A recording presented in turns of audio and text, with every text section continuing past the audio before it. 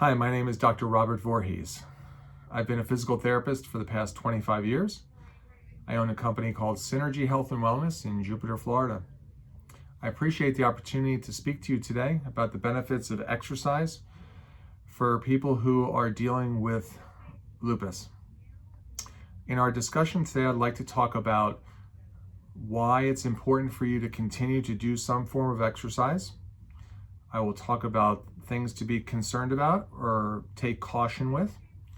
I will also talk to you about what should be included in any exercise program that you do. And then we're going to show you 3 different exercise programs for a person who is confined to a bed, for a person who's confined to a wheelchair, and then for a person who is out in the public as a community ambulator. So let's begin by talking about what are the benefits of exercise for a person who is dealing with lupus. First, there's a decreased risk of cardiovascular problems. Cardiovascular problems are the leading cause of death in people who have systemic lupus erythematosus. Regular exercise, especially aerobic exercise, decreases the chances of developing these complications by improving your cardiovascular health, decreasing your bad cholesterol, also known as your LDLs, increasing your good cholesterol, your HDLs, and decreasing blood pressure, improving diabetes control, and helping to maintain a healthy weight.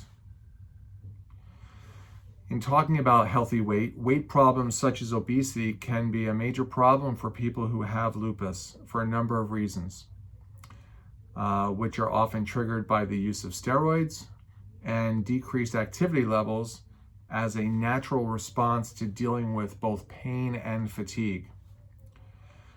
When you have obesity, you are increasing your risk of cardiovascular problems, which can also increase the activity of your immune system and inflammation, which is, as you know, is a major issue when you have lupus. Exercise can also benefit you by increasing your bone density, which will decrease your risk of developing osteoporosis or reduced bone density that can often lead to fractures.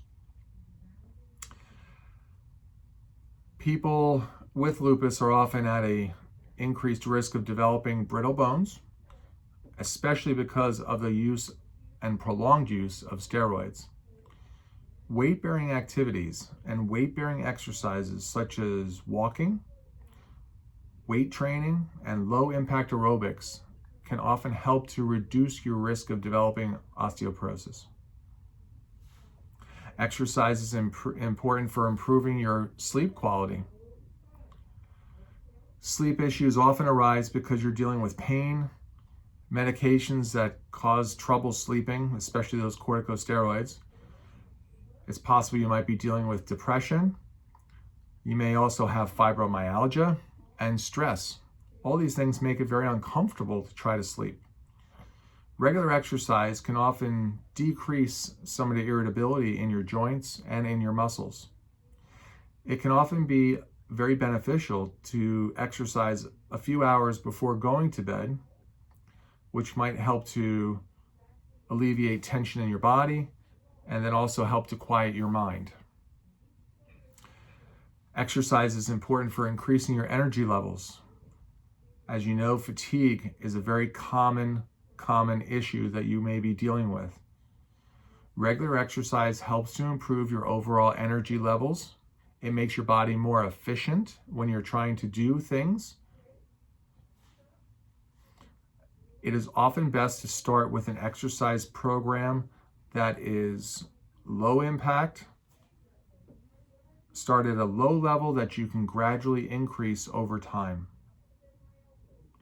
The last thing is that the exercise often has a very beneficial effect on your overall mood and your quality of life.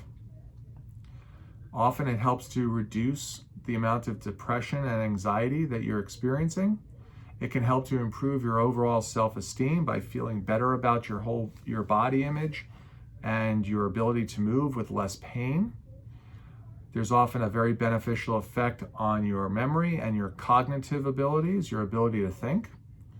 and it can often increase your own sense of well-being.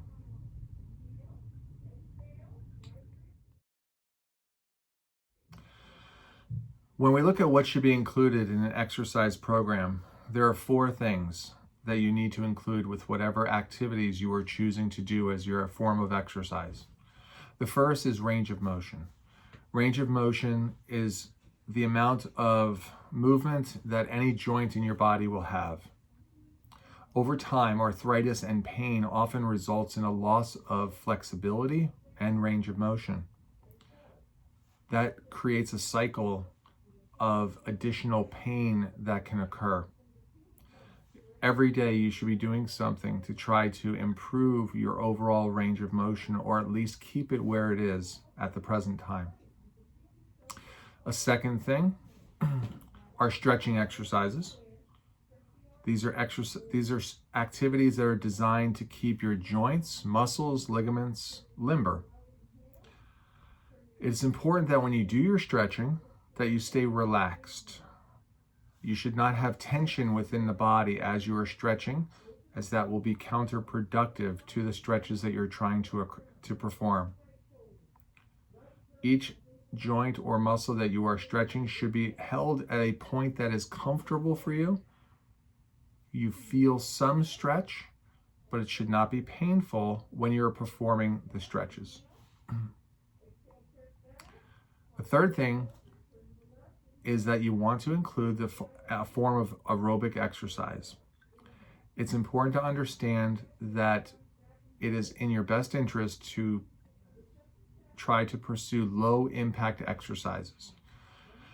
When you ask what is a low impact exercise, low impact would be something such as swimming, Pilates, or yoga, as long as they are modified to what you are able to do and safely able to do. Bicycling, use of a new step or a recumbent bike or an elliptical machine. These are all low impact exercises. They exercise the heart, especially when you're doing them for 10, 15, 20, or 25 minutes. Lastly, and this is also important, is that you need to include some form of strengthening. When you have arthritis and pain, the muscles around the joint begin to atrophy. If that occurs, that will put more stress on the joint itself, the ligaments, the capsule, the inner part of the joint, which is not meant to have a significant amount of stress placed on it. More of the stress should be taken up by the muscles around the joint. So it is important to keep those muscles flexible, limber, with good endurance, and to maintain good strength. As you choose what exercise you decide to do, try to keep these things in mind, that it should include all elements of these things. When you exercise, there are several things that you have to keep in mind to keep your body safe. It is important that you avoid outdoor exercise in the sun because sunlight can trigger flare-ups of lupus. It's important that if you are exercising outdoors, that you cover up by wearing a hat, long sleeve shirt, pants, and sunscreen, preferably with a sun protection factor of at least 15. Walking and biking outdoors has tremendous benefit for your overall mental well-being. It's important that you're protecting your skin from too much sun exposure and protect your body from overheating by making sure you are drinking water and staying hydrated. It's important that you listen to your body. If you are dealing with a lot of pain, that is not when you should be doing a significant amount of exercise. Exercise when you are in pain can potentially do more damage to your joints. So if you have a little bit of pain, go slowly. If you have a lot of pain, you need to back off and stay away from it. or do activities that are very gentle. Swimming is very nice for this because it does support the body. You can move freely through the water, and it's very stimulating for the joints and the muscles. You have to judge what your body is able to do. Some people are able to get up in the morning and walk for 30 minutes, whereas other people cannot. It's important that you listen to what your body is telling you.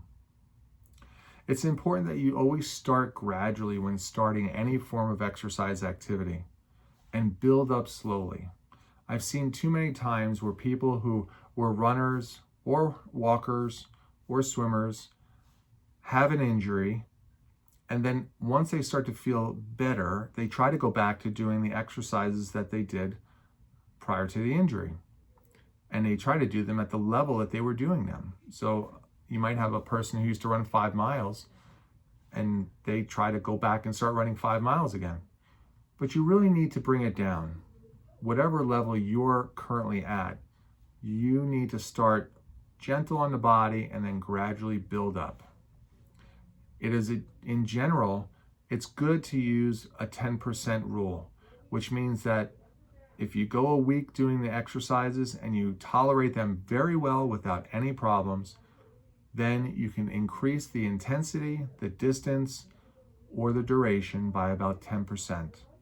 This is a good general rule to give you the ability to start to gradually increase while reducing the likelihood that you will cause pain or injury to your body.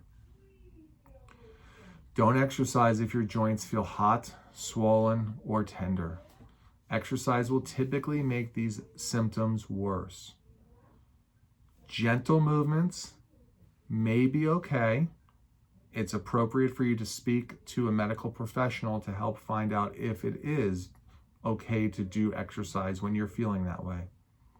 Physical therapists, chiropractors, athletic trainers, physicians, nurses are often very good resources to help you understand what is appropriate and safe for your body at this time.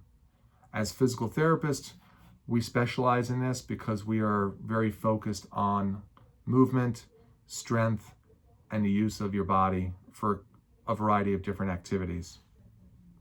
It is appropriate for you to always check with one of the medical professionals I stated earlier before changing what you do exercise-wise or even taking on a new exercise endeavor.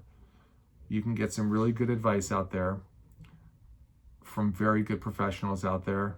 Sometimes you get some bad advice, but hopefully you'll meet somebody who is very knowledgeable about lupus and about how to proceed with safe exercise for you and your particular situation.